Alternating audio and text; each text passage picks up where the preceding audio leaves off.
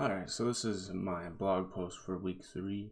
I'm going to talk about chapter 7 and how PR professionals and lawyers work together with for their high profile clients or clients in general, and what the differences between the two are. And so for PR professionals, the way that Seidel worded it in the textbook is that they work for the court of the people or the public.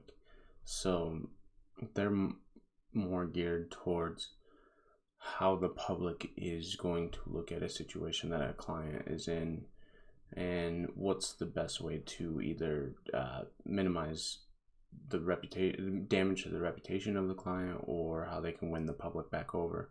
Whereas a lawyer is looking at an actual court, a legal system, and what's best for a client in that situation for a legal issue. Now, in most cases, PR professionals want clients to come out early to the public to minimize the damage and to get ahead of, instead of being just silent and creating a bigger bad negative perception in the public. Whereas a lawyer may not want to do that because of legal aspects.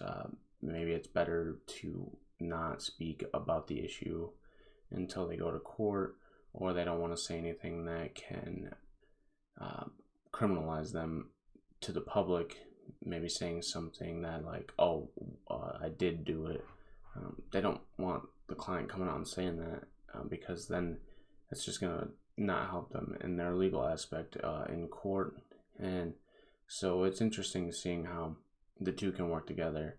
And the book uses a good example about Kobe Bryant back in 2003 when he was accused of rape, and his lawyers and his PR team actually ended up deciding that it was best for him to get ahead of it and come out publicly and hold a press conference and talk about the issue, rather than be silent and fight it in court and just go fight it in court.